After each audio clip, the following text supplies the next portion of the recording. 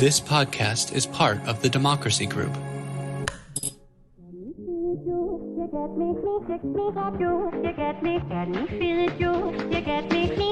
Welcome. We are talking politics and religion without killing each other. I am your host, Corey Nathan, and I am so grateful to have a place to talk about faith and politics and big ideas in our culture with all kinds of interesting, accomplished folks of goodwill in good faith. And it is an honor to share that we are part of the Democracy Group, a network of podcasts that examines what's broken in our democracy and how we can work together to fix it. Remember to subscribe to our program if you haven't already, and tell a friend, give us a good rating and leave a review. You know, all that stuff. It really does help get the word out so more people can participate in the conversations, just like the one we're having today with Todd Rose. Todd Rose is the co-founder and president of Populace, a think tank committed to ensuring that all people have the opportunity to pursue fulfilling lives in a thriving society. Prior to Populace, he was faculty member at Harvard University, where he founded the Laboratory for the Science of Individuality and directed the Mind, Brain, and Education program. Todd is also the best-selling author of A Collective Illusions, which we'll be talking about in depth today, Dark Horse, and The End of Average. Todd, thanks it was so cool to have you. Steve Hayes mentioned your name, and I started reading up on you, and it's such a thrill to have you here. How you doing? Oh, not too bad. It's great to be here with you. Yeah. So I wanted to start with a little bit of your personal background. Fascinated by your story from going to high school dropout. Is that right? Yeah. But high school dropout to not only getting your graduate degree, your doctorate at Harvard, but teaching there. How does, what I was curious about is that more of a reflection on your superhero level of development? You transformed, or is it maybe a reflection of how our education system isn't really tailored for different types of learning, or some sort of combination thereof? I mean, I'll take the easy way out, which is it's a combination of both. I mean, you're right. And I'll jump in. You cut me off when I rambled too long. Look, I grew up in rural America, and my personality is one that I love debating and I love questioning things. And at the time, the place I was living prized conformity and obedience to authority, so it was probably never really going to work out. But in school, did really poorly, and so it culminated. I dropped out of high school with a 0.9 GPA, which you have to try for you do. GPA. You do. So we could do a whole episode on how to fail intentionally that badly, but. It was a interesting start to my adult life because, shortly after that, my girlfriend at the time found out she was pregnant. Within the first 2 years, 2 kids, were on welfare, worked a string of minimum wage jobs, and sort of hit rock bottom, where I had taken a job as a home health care assistant, quite literally giving enemas to people. That was my job, because it paid $1 more an hour. And so that was kind of like the rock bottom part. And and then tried to turn my life around. And we can talk about that journey in just a sec. But to your question, I think, we now know that this idea of an average person doesn't really exist, but all around the world, we've standardized and scaled institutions, particularly education, that are one size fits all, or have been historically.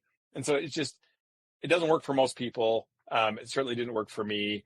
And I internalized a lot of that friction as suggesting I'm just not very smart. And so most of my early adult life was sort of overcoming that and realizing that wasn't true, and then getting on a path of, a more fulfilling life and actually contributing to society. So, no, it's interesting as I learned a little bit more about your story and just even what you shared here. Some of it resonates because, listen, as dads, as husbands, or just as somebody who wants to make something of himself, there was a moment in time when I just thought everything that we were trying was failing. I was really scared that we weren't going to be able to, that we were going to be living under a bridge. So I offered a bunch of people in the community to shovel dog poop in their backyard. I was not, and I had already been a stockbroker at that point and produced theater and like all these fancy things, but I was just not. And then here you are, and you were inducing poop. So there was another part of your story though, that when you first got to Boston, it also reminded, when we first got to LA, we had nothing. We had, we had each other, me and Lisa, who've been married now for over 25 years. But we had nothing. We were trying to. We didn't have a job. We didn't have friends. We didn't have contacts. All we had was this truck. My beloved. It was a Mazda 2200, and Nice. I finally got a job about a month in. I finally got a job as a messenger. So you can only imagine how heartbroken and horrified I was when I walked out one day and I realized that my truck was stolen. Yeah. So it just, when you shared the story about when you first arrived in Boston, it really resonated. I mean, but I'd love for you to share a little bit about how you arrived there, but mostly it sounds like things have gotten better since you're. Yeah, definitely better. It was funny because, the turning point for me is I ended up got my GED, went to college at night at Weber State University, open enrollment, had some really seminal experiences there, which we can fold back on if they're relevant. But, got into Harvard for my doctorate. And to your point, I pride myself on being someone like I don't care how big you get or small, like nothing's too big, nothing's too small. You got to do what needs to be done. And, but we packed up everything we had in a minivan and a U-Haul, which it turns out I'm terrible at packing U-Hauls. I front loaded it. And so we start driving, and if you get above 48 miles an hour, it starts to fishtail. And so we had to drive across the country at 48 miles an hour. But here's so one of the things I learned about myself early is that I was a little impulsive, and if I got a credit card, I'd max it out so fast. So the way around that was I just didn't have credit cards anymore. I was like, I'm not going to have them for now. So that kind of bit me in the ass on the way out to Boston, because we didn't have a lot of money, and we had an envelope with cash, all the cash we had, and it was doled out like, okay, we're going to sleep in this Walmart parking lot. Maybe by the time we get to Des Moines, we could get a hotel. So it was working, and we literally calculated how much gas would cost and everything. And it was fine until we got to Chicago, and all of a sudden there was these things called toll roads, which I'd never even heard of. I didn't know that was a thing. Yeah. And I'm like, wait, what do you mean I got to pay to drive on this road now? And so we're paying, and we start realizing by the time we get to upstate New York that we don't have enough. Like, if we keep paying tolls at this rate, we won't have enough to get gas to get to Cambridge. And so I'm like, what do? I don't have a credit card. So I pull up, and this is when they had like toll operators, like guys, it was like 2000. And I said, do you take checks? And the guy said, nobody's ever asked me that question. He's like, I guess we do. And so I wrote $1 checks all through New York and into Boston, and I didn't have any money in my account, so they all bounced. But so we roll up to Cambridge, which might as well be another country. And it couldn't have started worse. Like, we within a few days, we have to go figure out where our kid's going to go to school, and we're driving there, and somebody ran a red light, totaled our minivan. My youngest son, who was 3, broke his femur in half. And so we find ourselves in at Children's Hospital in Boston, don't know anybody, and had to use the student loan money I'd gotten to pay for the surgery. And so we have, so by the time I get to by the time I arrive on campus for orientation, which is just exactly how you'd imagine it is at Harvard, I'm just this country bumpkin, but we ran out of money to the point where I couldn't afford to get a haircut. And so I thought, that's fine. I can cut my own hair. And so I start trying, and I do one part, and I'm like, and I do the other, I'm like, oh, that's not even. So I try to even it out. And so it goes so bad, I just had to shave it. Nice. So I roll up. And the thing is it's fine if you have a shaved head, but you have to have been in the sun for a while, right? I just have this like white. It's never seen the light of day. And so I just show up and I'm like, hi, and my introduction to the group was like 8 doctoral students, and everyone's like, oh, I'm so-and-so. I went to Oxford. I spent 2 years in Europe finding myself. And all I could muster up was like, hi, I'm Todd Rose. This isn't my normal haircut. So it was a good start, right? Yeah. We've been interviewing guests on Let's Find Common Ground for about 2 years now. Richard, what have you learned from them? Actually, I've been surprised that despite all of the polarization around us, that there are so many remarkable people working to find common ground. Every 2 weeks, we release new episodes of our podcast. There are more than 50 of them. Find them all on the Democracy Group website. Or at letsfindcommonground.org. I'm Ashley Milne-Tite. I'm Richard Davies. We find common ground one episode at a time. I was curious, how the work that you do, it incorporates a number of other disciplines. I see some of the insights are sociological insights. Some of the insights are undergirded by an understanding of anthropology. I was curious how you arrived at those. Like, were you curious about that kind of thing as a kid, or is it something that over the course of your undergrad work and graduate work you sort of zeroed in on? How did that all come about? It's a great question. So temperamentally, I love big ideas, and I particularly I'm like a sucker for like the island of misfit ideas. Like I just feel like if everybody agrees with it, like, like, I mean, it could be true. I'm just not that interested in it. Right. And so I love big ideas that other people don't necessarily agree with. But in terms of the interdisciplinary nature of things, I was really fortunate that at Harvard, I had come to study with my mentor, a really renowned scientist named Kurt Fisher, who had actually founded what was the first truly interdisciplinary program in the country. Because now being interdisciplinary is sort of all the rage, but it was actually the kiss of death for scholars in the past. Like, it just, like, tenure structures aren't built that way. They still really aren't, but like, so it was a program that Larry Summers, when he was president of Harvard, had actually decided to fund and say, look, we need to start doing more of this kind of stuff. Because I think most of the interesting questions in society now, just they don't really lend themselves to disciplinary boundaries very well. So if you're just looking at a problem and you're like, I'm a psychologist, but it's like, you got one piece of the elephant and you're going to think you understand it. So this program taught us how to think about a problem from different levels of abstraction and different disciplines. And it was kind of crazy. I mean, it's hard. I still remember, because I was trained in neuroscience, psychology, and then learning and applying that to education, other kinds of things. And I remember one of the first conversations we had was like, we had a bunch of neuroscientists, psychologists, and educators. And it was like, okay, what's attention? And you're like, well, we all know. But you realize, actually, we had completely different definitions. They didn't really line up. And you're like, wow.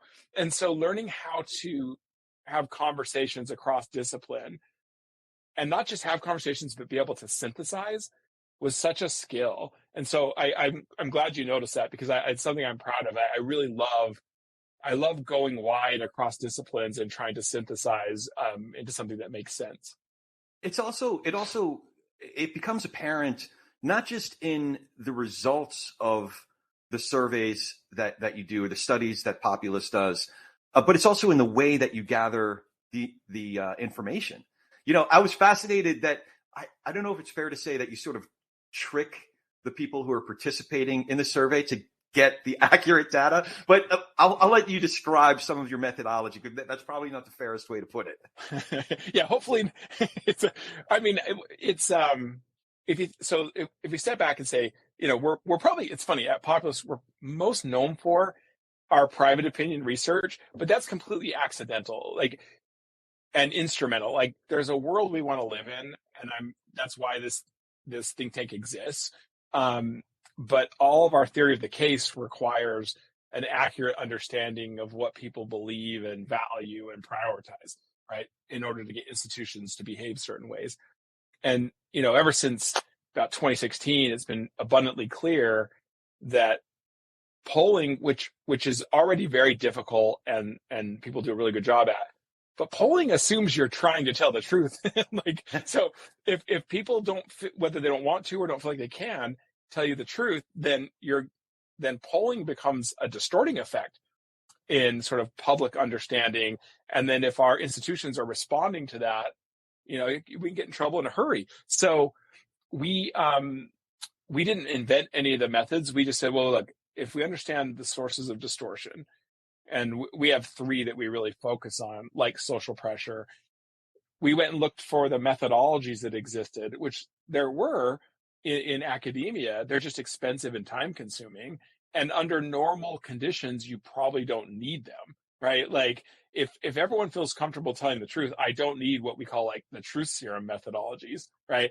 But that's not the case today. And so a lot of the methods, the reason they work is under social pressure, you have to give people like 2 things. Anonymity, like they have to really believe there's no way that you can reverse engineer who's saying what. And then second is plausible deniability. Like, there's this weird psychology. Like, if you're doing a poll, like right now, if I was asking you, and I'm like, no, it's just us, or you're even just a digital one without another person, there's always this sense of like, you're about to answer the question and someone will burst into the room and be like, aha, I knew you were a closet so-and-so, right? Yeah. So they're pretty elaborate, like, and so depending on the source of the distortion, it could be as simple as this. Anytime you want to study, like, say, institutions, like, what do you want out of government? What do you want out of education? You need to put that in trade-offs. Like, there's not enough time and money. You can't have everything. And so in that one, we use a methodology called conjoint analysis, which is widely used in other sectors, where you develop, like, say, for example, in education, develop a comprehensive list of all the things that education could be, its outcomes, its processes. And rather than just ask people, like, do you want, mastery learning?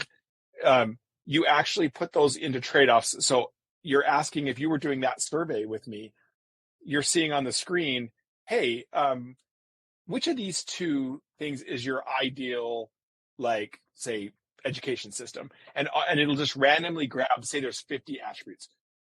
School A has these 5 attributes. School B has these 5. And that's all you know. And you're like, well, I guess school A is closer to what I'd want. Great. Do it again until you've traded off every attribute against every other attribute. So what's nice about it is, like, some things you'd be like, oh, I don't know if I'm supposed to say that, but it's like embedded with other things. So there's no way anyone would know. Anyway, so the end result is I can get a profile for you of your trade-off priorities for any institution. Now, the methodology for if you're lying is a little tougher, right? Like, so we call it like truth serum, and it's actually methods that, like, the IRS uses to estimate how many people cheat on their taxes. Because the only people who would be publicly say they cheat on their taxes are people who are in jail or don't mind going to jail, right? So this one, just to be a little wonky, is, let's take the statement like, I have cheated on my taxes. Okay. So you'll have, for public opinion, we'll just point blank ask people to get a random sample of people. And you just say, do you agree or disagree with that statement? Okay. And you'll get some number. And then to get to private opinion, this is what you have to do. And this is why it's time consuming and expensive. You will, you have those what we call sensitive items that people won't tell the truth on. You build what's a control set of items for every sensitive item. And what that means is we'll get like 4 statements, like recessions are a natural part of the economy. People have different views, but they're not like, oh, I can't tell you I think recessions are a part of the economy, right? And we know how people respond to them. And so what you do is you give a control group 4 of those at a time and say, how many of these 4 do you agree with? Okay, so fine. Now the experimental group, the magic is take those 4 and add in the sensitive item. So now there's 5. And you ask a new random sample people, how many of these 5 do you agree with? And then you can actually subtract from this. You can get a really reliable estimate of the real position that people have for that sensitive item. So it is it's a trick of methodology, but you're not tricking people. You're not tricking people because what you're giving them is, so imagine if I asked you, do you beat your kids? Right? Like, okay, I know when you're asking me how many of these 5 do I agree with or cheat on your taxes. This would be a little nicer. All of the above. Yeah. I know that if I say all 5, then you know that I agree with that I cheat on my taxes or whatever. But the way it's been engineered is no one agrees with all 4 in the control, and no one disagrees with all 4. So they don't know that. That's the trick, right? And so you say 3 or 4, but let's say I jumped in and said, aha, right? I saw you click 4. You're like, but you don't know which 4 I was meaning. Yeah. You just know that I agreed with 4 out of 5. So it gives you the plausible deniability. That methodology, that truth serum, is particularly good when it comes to eliciting people's opinions on stuff they wish they could tell you, but don't believe they can.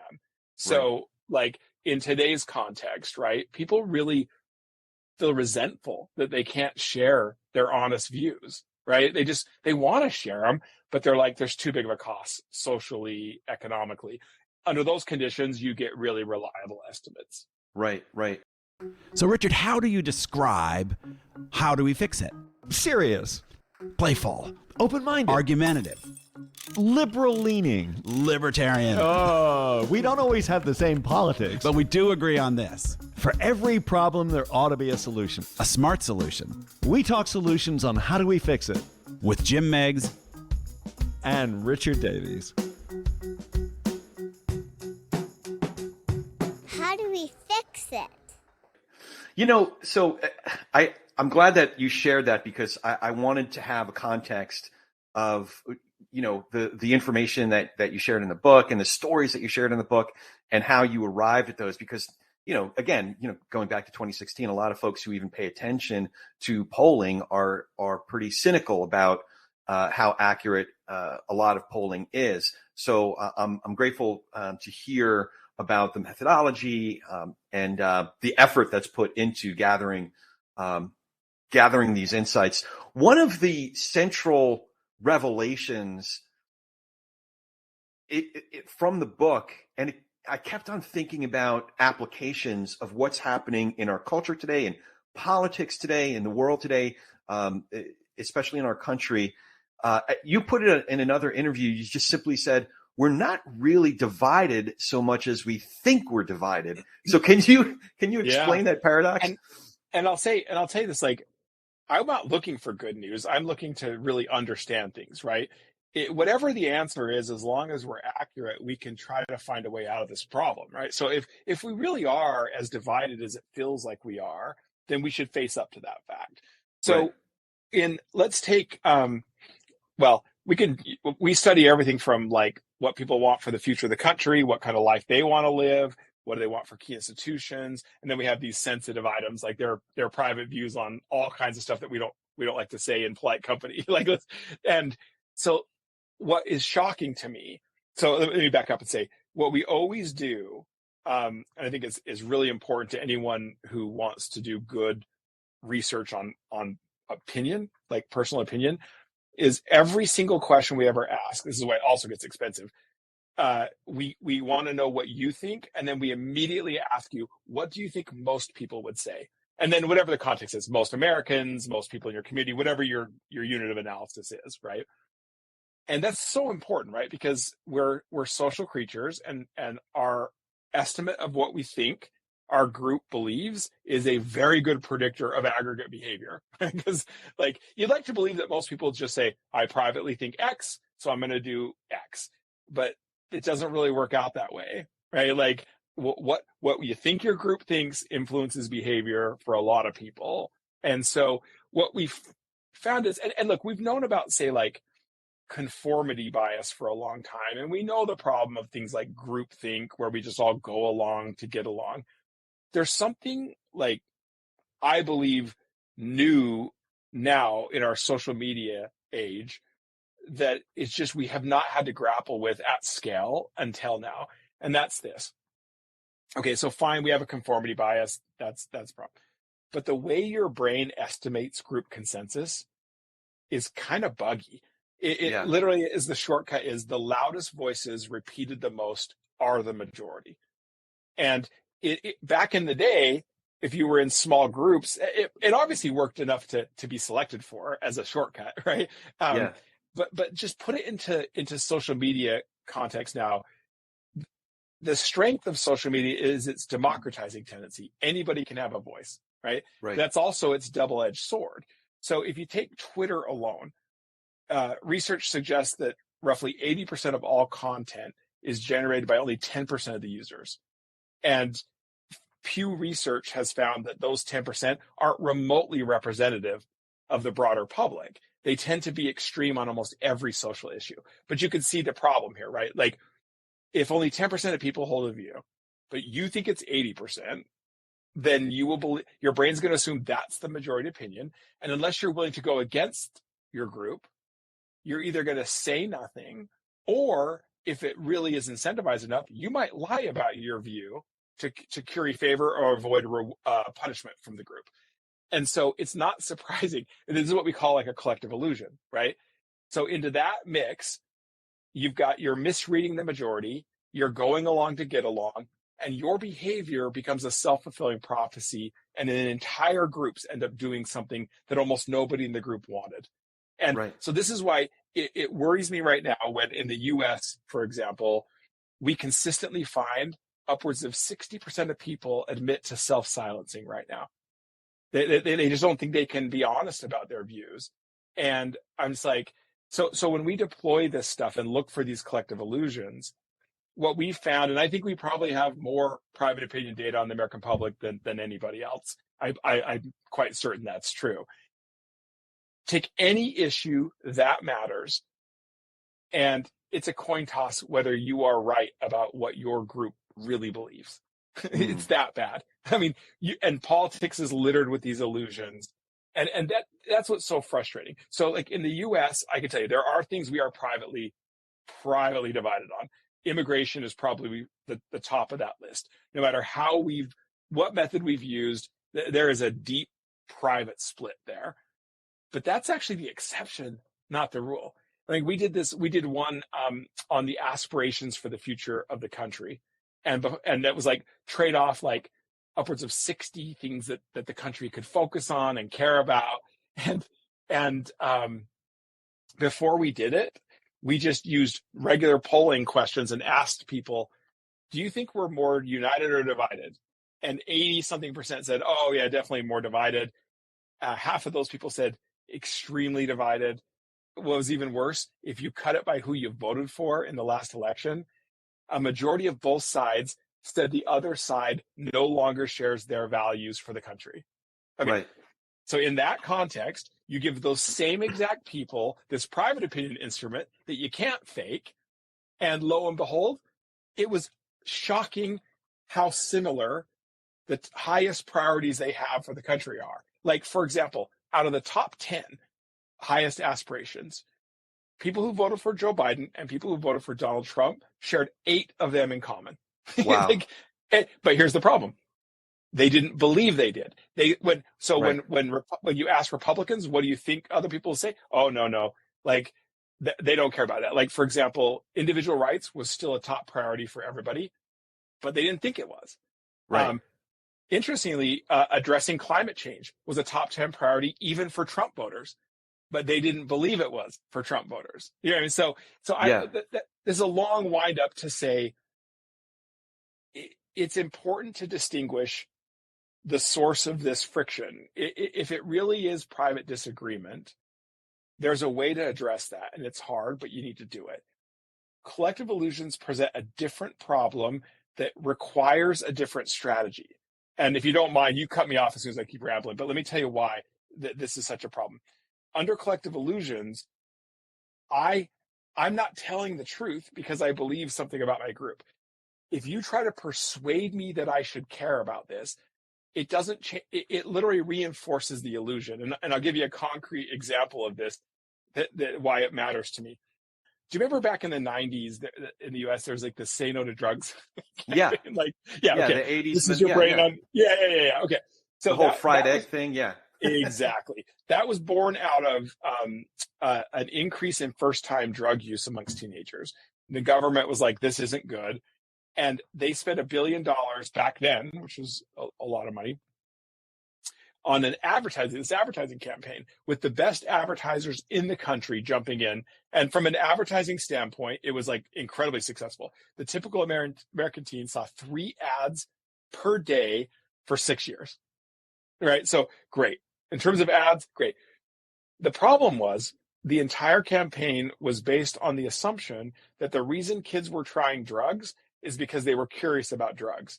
But even back then, there was private opinion data that showed that wasn't true, that they were skeptical about drugs. What they wanted was to fit in. And American teenagers were under a collective illusion. They thought most teenagers were doing drugs, which is kind of crazy if you think about it. You think like half of teenagers in the country are like high all the time.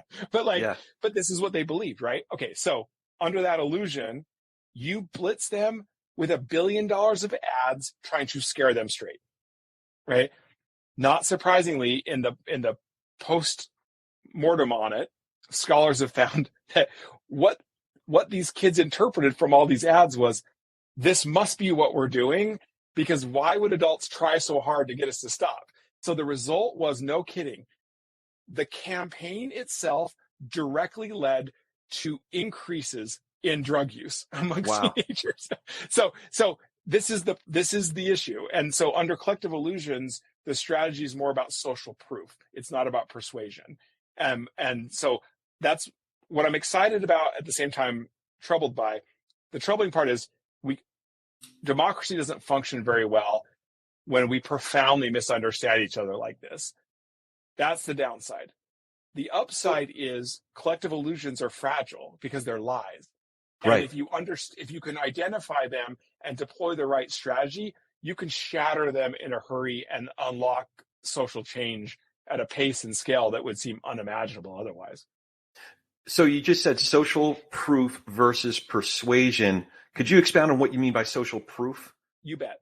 So social proof comes in 3 flavors, right? So obviously persuasion is, I'm going to tell you really shouldn't do drugs. Let me lay out the argument why they're bad for you. You know what I mean? Like, I see. Yeah. That's persuasion. Okay. Social proof is like how it comes in 3 flavors, and we use this in our culture work. It's so much fun with pop culture and stuff.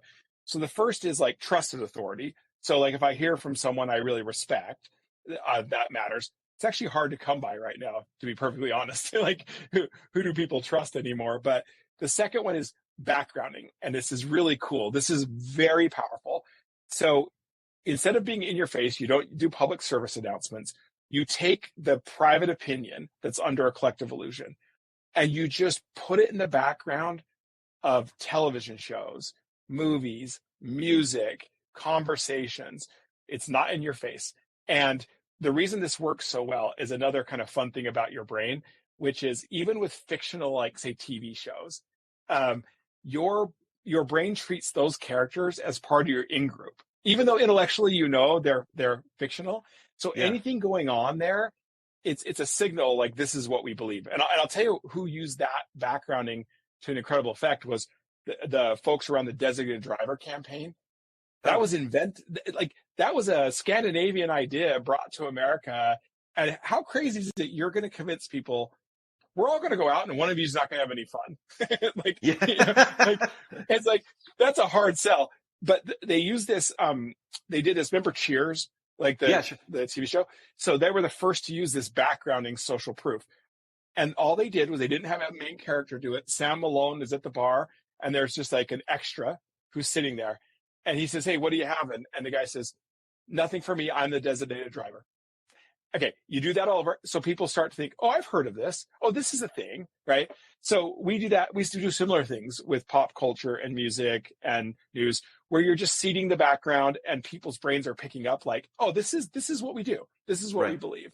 The final thing, and I think this is really important for the rest of us, is the third element of social proof is falls under like contact theory, which is I just need to hear from people that are like me with similar constraints, right? Like, so if I hear a celebrity tell me, just speak your truth, it's fine. I'm like, come on. Like, you're rich and famous. Like, so what? If people get mad at you, you can go cry in your mansion and like whatever. But if I hear from my neighbor, right, that they feel similar to that I do, it is incredibly powerful. The group that used that aspect of social proof the best was actually in the marriage equality movement, in the gay rights movement. They had the Come Out of the Closet campaign, which took incredible bravery. But if you look at public opinion support for gay marriage, that curve looks identical to, but just lagging behind the curve of, do you know someone who's gay? Right. And so I bring that up because, it's easy to think under collective illusions that it requires some massive systemic intervention or just folks like me being able to pull some levers of culture. But in reality, we all have a really important role to play in our willingness to be courageous and respectful enough to be honest with the people that matter most to us about our opinions. And I'll just say, if you don't think it's worth it, it's pretty shocking what these everyday voices can accomplish. And I would argue, like, the best example of what can happen for a society when you recognize a collective illusion and take efforts to shatter it is actually the Velvet Revolution in Czechoslovakia, which I touched on in the book. Yeah. The grocer who said one day, I'm not going to put that sign out. Yeah, he didn't. Yeah, and the thing is for your listeners, there's a pamphlet. It's actually really a manifesto called "The Power of the Powerless," written by Václav Havel, who led that revolution. It's like 80 pages. It's free online. It is the most inspirational. Like, go download it and read it right now. It'll sound like he's speaking to us today, but he lays out the thing about the Velvet Revolution, which is unbelievable, is it wasn't led by a military general or a politician. Václav Havel was a poet and a playwright. Yeah. And he's the way he discovers the collective illusion that he writes this satire of communism called The Garden Party. And it has to be so subtle that the censors don't even know they're being made fun of. So they let it go. And yet he sat there and watched. It became a runaway hit. It was like the Hamilton of its time. It was sold out for its whole run. And he sat there for every one. And he said, they laughed at all the right parts. They laughed at stuff you would not find funny if you truly believed in communism. Right. And so he realizes the problem is not that they believe in it. It's that they think everybody believes in it. And so he and his colleagues developed a body of work called the Small Works Projects. And he called it like personal authenticity. And he was made fun of. Like, people said, like, this is ridiculous. You are not overthrowing an authoritarian regime, like, with authenticity, right? And yet, so they do the work. And even Havel is shocked by the speed of the change, because a few months before the student protests that would be the end of the regime, he was interviewed in an international magazine. And he's like, hey, look, I'm in it for the long haul. But let's be clear, I probably won't live to see the change, right? It just takes time. 3 months later, he was the first democratically elected president of a free Czechoslovakia. Wow. Right. Yeah. So I look at that and think, look, if a poet and a playwright can overthrow communism under a collective illusion, just imagine what we can do, like, right now in society where we've got problems. But the solutions are right in front of us if we can just recognize the true source of the friction. It is not that we are irrecoverably divided as a people. It's that we believe we are divided as a people. Yeah, it's interesting because I make a point of talking to people I know I disagree with Sometimes it's a very focused disagreement, whether it's about gun legislation or something like that. Sometimes it's dispositional. I identify like you as an independent. So there are some issues where I might be thought of as a conservative, others that I might be thought of as a progressive. It just depends on the issue. It depends on the politician. Yeah. But either way, so I try to make a point of putting myself in front of people who dispositionally, we think we disagree about stuff. But it's amazing that once you start to get to know somebody, hey, why do you think that? What in your, somebody gave me a great way to approach a conversation. And it's actually part of the Braver Angels, which is coming up. It's a gathering at Gettysburg, a great organization that makes a point of trying to get people together across our differences. And a great question is, what in your life experience has led you to hold such a strong opinion about this? And then it gets people talking about their story. It humanizes them. I love really that. Amazing. Yeah. And what's great about that is, look, again, that kind of approach and leaning into understanding the why behind someone's opinion. It's like, the neuroscience of this, which I really think is fascinating, is when you look at, we think we want everyone to agree with us. And of course we like it when people do, but in reality, we are rewarded neurologically just for feeling understood. Yeah. That was an amazing, an amazing revelation, is that it's almost like, not like being on drugs, but there's like a chemical thing that happens. Yes. Yeah. And so the thing is think about, like, so as we approach each other and we feel like, oh, we're on opposite sides of something, that might be true, but you lose nothing by inquiring about the why. Like, what led you, what aspect of it that led you to hold this view? Okay. So number one, you might actually learn something. Like, I think I'm right all the time and I'm probably wrong half the time. So, I mean, not on this podcast, because everything I'm saying is 100% true. Yeah.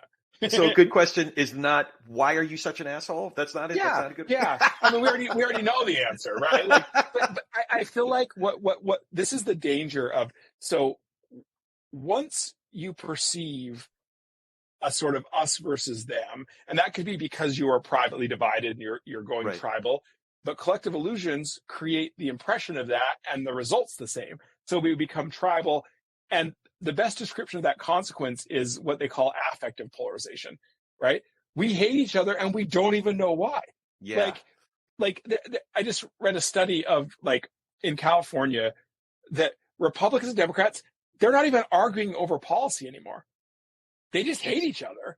Right. You're like, you're Right. just bad. And it's funny, and I'm sure you're engaged too, but all the politicians I know, it's like, what's the goal?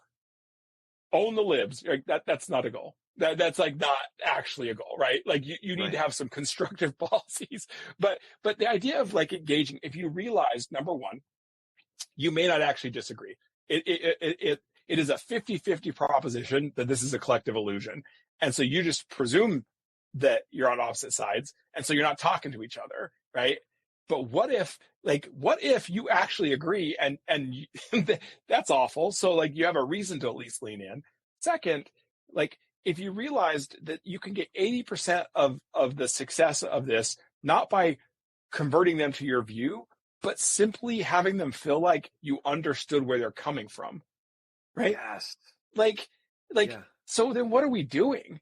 Right. And I feel like what bothers me is there's so many problems, and this is, I'd say, both sides of the spectrum here. We just end up moralizing. And it's like, cool, you feel better, I guess, but you made no progress. Life is Right. not better for the people you're championing. Right. So I just think, like, this having these conversations is by far the fastest path to shattering illusions and getting back on a path of more constructive dialogue.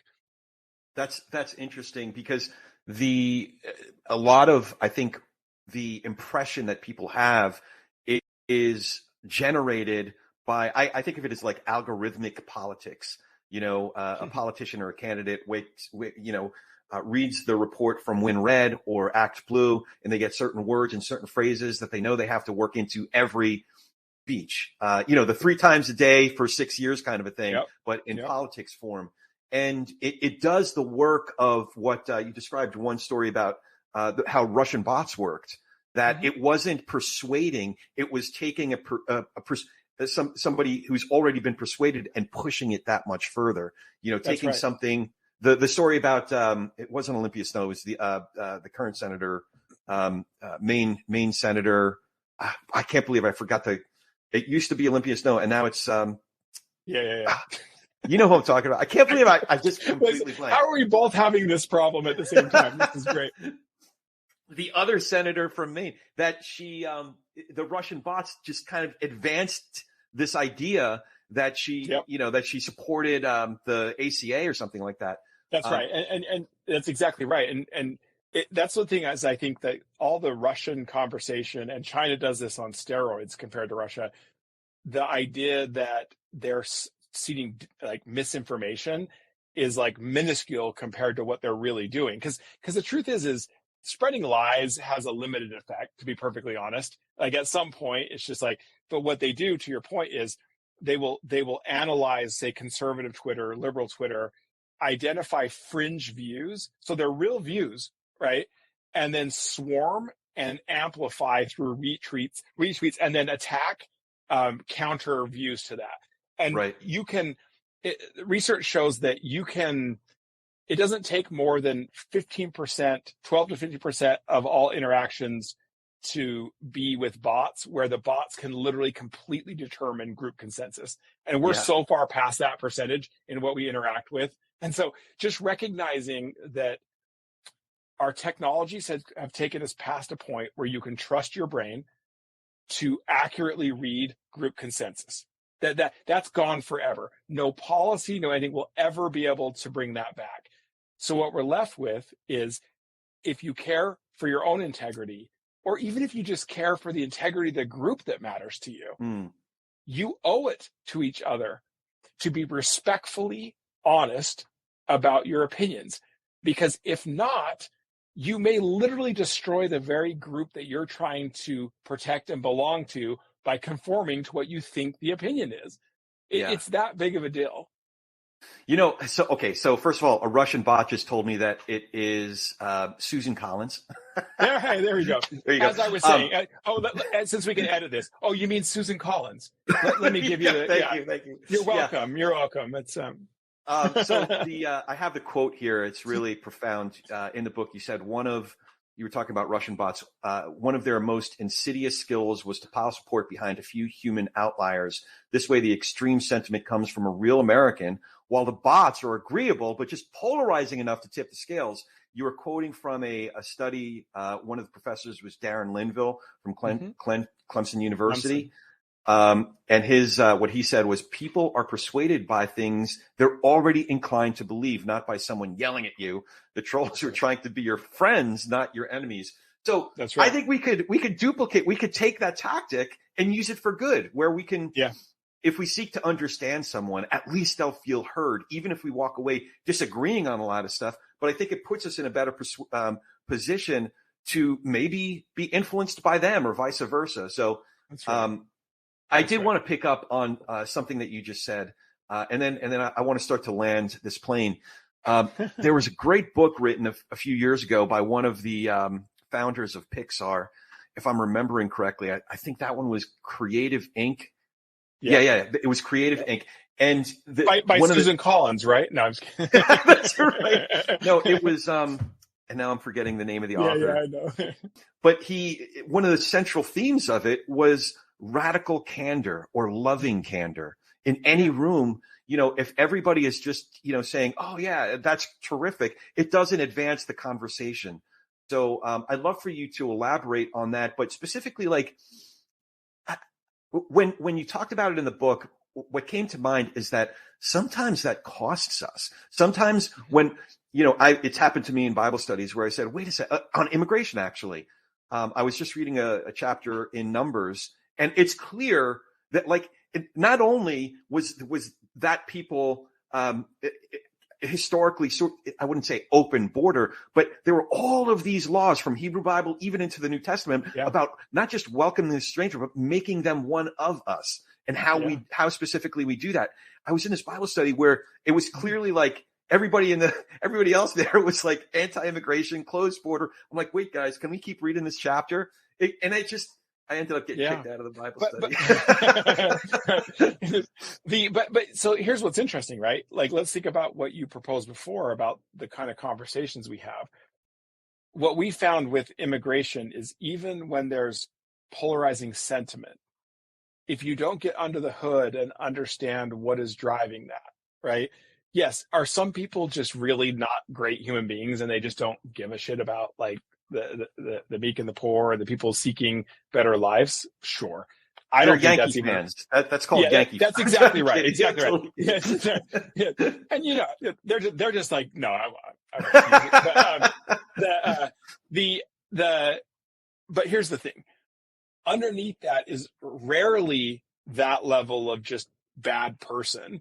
There's some fear that might be real or might have been stoked for political gain, right? So you could imagine for a lot of folks who have had incredible economic disruption, despite the gains of globalization, there have been real disruption and they have not landed evenly across this country. They're feeling unfairness, and you can have a demagogue that tells them the reason this is unfair is it's immigrants taking a job. That sounds plausible. It's certainly not true. Like, it's a pretty big fallacy, the lump of labor fallacy, right? It doesn't matter. But like, or they're worried about crime.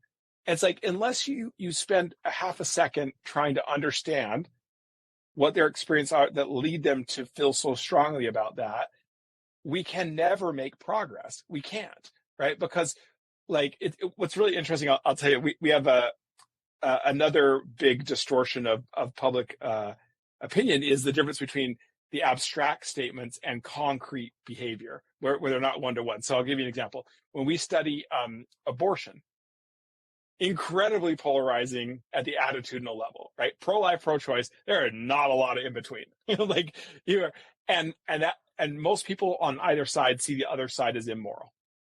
You either murder babies or you hate women, right? I mean, this is now here's what's funny.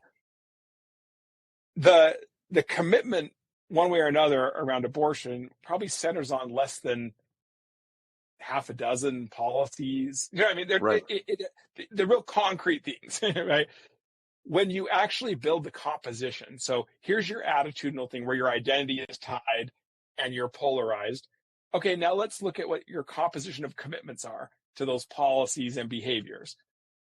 It is unbelievable. The overwhelming supermajority of Americans have almost identical compositions in the concrete, and yet half of them think they're pro-life, half of them think they're pro-choice, and they hate each other, even though they're literally the same person. Right? So unless we have a conversation and we lead with respect, and we genuinely want to know what led you to hold that, you're never solving this. But it's pretty remarkable when you're willing to enter that conversation with like genuine respect. I mean, like, and it's not cool these days, right? To actually respect people you disagree with. And it's easy to say, no, you're beyond the pale, right? Your views are so bad that I'm not going to platform you by talking to you or whatever. And you're like, that's the cheapest cop out. Like that, it's just, there's no place for that.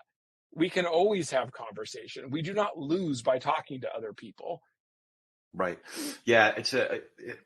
I feel like we've only scratched the surface here, but I'm glad it's a great primer and a great introduction to not just your books, but also to the work that Populace is doing.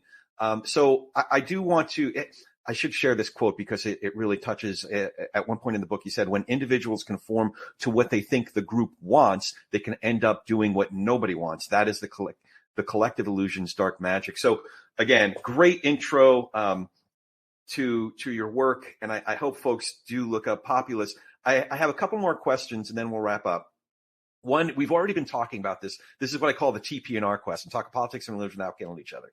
What do you think each of us can do to be able to share space with, to have better conversations with, perhaps even to nurture relationships with people across these types of differences, people who think differently than we do, who have different beliefs than we do, who get their news from different sources than we do? How can we be better at talking politics and religion without killing each other, or is it even possible? I think there's two things. So the first thing is, if you want to be part of the solution, we're not trying to convert everybody to our views.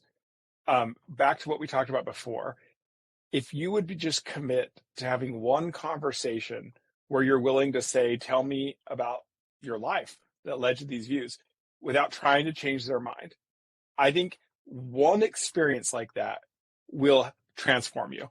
Like you will, the odds are, I'm going to tell you, you're going to make a friend. Yeah. The odds are, and you're going to be like, I can't believe we're friends. Like, even if we disagree on this, but like, hey, or you're going to realize, even in being willing to lean in, that there was not a disagreement to begin with. It was a collective illusion, like that kind of thing. Okay, so if you do one thing, and it's not that hard to do. Like, and I wrote this in the book. Like the research on this is really clear.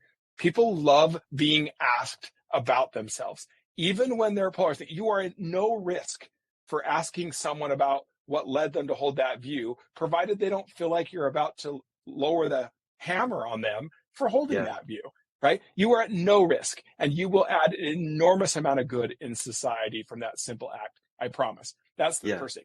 If you want to sort of ninja level this up, here's what you do. And this will sound so like really this, but it is so important. If you want to get out of this toxic polarization, this perceived polarization, and the distrust that it fuels and unfairness and resentment that it breeds, the single thing that you could do to have an effect is acts of service. Oh. Acts of service are miracles.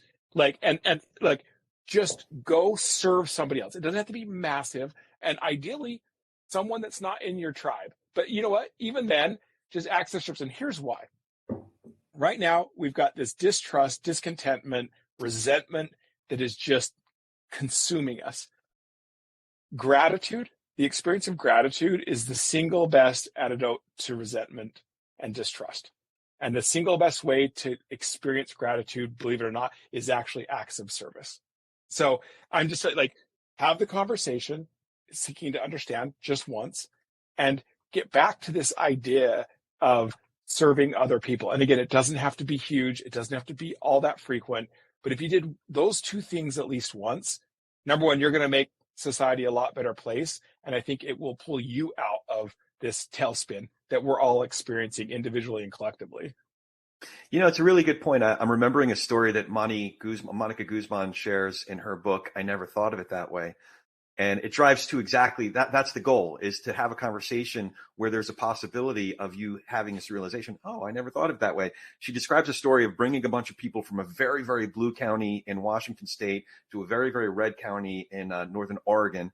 And the part of the event started with the folks they were in their home county, the red county, just serving lunch. And it's just something small, but starting that way, serving lunch, breaking bread together.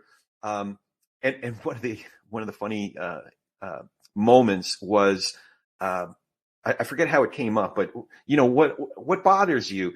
And one of the guys who was there picked up a piece of bread from lunch and said, a lot of you folks from Seattle have no idea how this got on your plate, what it took to get from my field to your plate.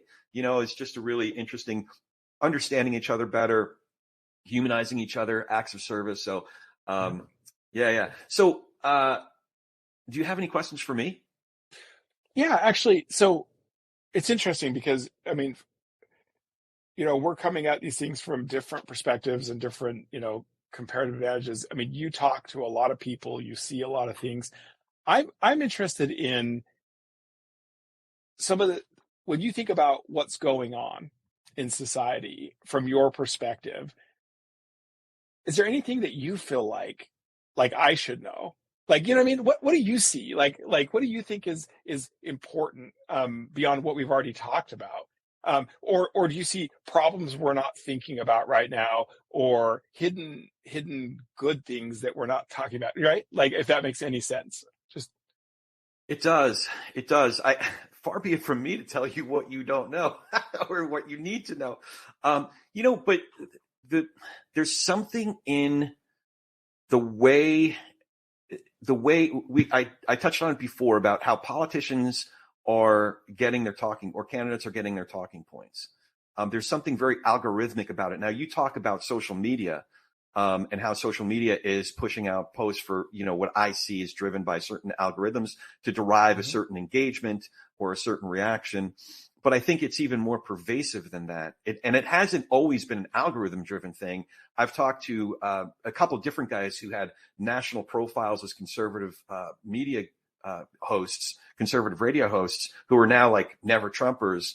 And they both shared a similar approach to their work when they had this huge national audience. And it was something similar. What they did was they would find a story about, and they were conservative, so they were looking for some idiot who could be identified as a progressive. And it was just this random story, this one-off thing. One guy referred to it as nut picking. And he would make an entire show, if not an entire week, about some nut who did something stupid that he can refer to as a progressive. And then the rest of the show is, this is what they do. So taking this one-off thing, so I don't know, to understand, I guess what I'd want to know is how we can reverse that trend, how we can name it, diagnose it, and then I think we're already talking about the cures to that, which is like relational. It's not just consumption and transactional, but relational. But that's what I'd want to really, I'd really want to tackle is, how are we developing our perception? How are we developing this perception that even though we agree on a lot of this stuff, like a silly story would be, as a Met fan, I'm a Met fan. Every day I sit down and I feel like I'm sitting down. I don't know why I'm getting emotional, but I'm sitting down and watching the game with my grandfather and my uncle, who were diehard Mets fans. I was raised on watching the Mets, and I feel like even though they've passed away, I feel like they're in the room with me. I make fun about Yankee fans, but a friend of mine who's a Yankee fan, that's how he grew up too. He as Bob Costas said, when I couldn't talk about anything else with my father, I could still talk about baseball. So just understanding people. But that's a long way around the barn. But those are some of the ingredients that come to mind. I'd have to think. It's a great question though, so I'd have to think a lot more about it. I love it. Yeah, I feel like, I think every time in human society where big technologies have come in and fundamentally disrupted things, let's go all the way back to like Socrates and the rise of the printed word instead of oral tradition. It's always, the upside is always matched by profound downside until we realize that there's some skill, some mindset that we have to acquire and adapt to mitigate the downside and get all the upside. In the case of oral tradition to print, it requires literacy. You have to learn how to read, or that's not a good trade-off. Right. And we didn't. And what happened is the clergy and the elites hoarded that skill until the Reformation. It took an act of God, if you will, to democratize that thing. And I think we're in that space now where the very thing that should have been a source of greater wisdom, greater human connection, right, is literally tearing us apart because of our same social nature, right, being misused. And so thinking through the understanding of that and the skill and behaviors that we have to be willing to engage in, I think is really fundamental right now. Because it'd be a damn shame if we're done under by something. It's one thing to lose this great American experiment on our own volition, like it just didn't work, right? Whole nother thing to lose it under an illusion, right? So I feel like there's a moment here, and I'm getting sentimental thinking about as we come on up to the 250th anniversary of the country and thinking about what we want to commit to as we try to make a more perfect union. I think these are the conversations we have to have. And I actually believe that is going to give us a moment and a reason to be thinking about some of these things. So the more we think about these kind of questions, I think we can sharpen them and come up with something where we can have a national conversation under the umbrella of the 250th anniversary, which I think would be fantastic. Yeah. There's something about, I think if we tease this out a little bit, I think we could arrive at a place where the folks who perpetrated the French Revolution and the Jacobins were somehow even more admirable than what we're doing today. It's so true. Anyway, so how can folks follow you, learn, get your books and learn more about Populace and all the great work that you and your team are doing? Yeah. Populace.org is a site. We post all of our research there. And then I try to not be on social media too often, but I am there. It's at Todd Rose, LTODDROSE.